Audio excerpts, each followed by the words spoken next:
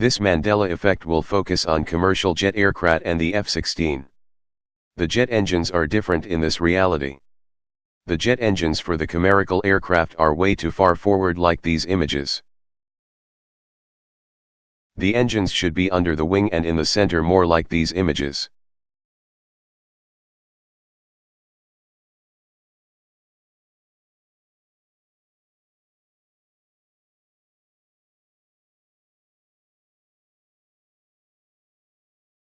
Notice in the drawings how far back the engines are on the aircraft and that they are underneath the wing. The F-16 is also different.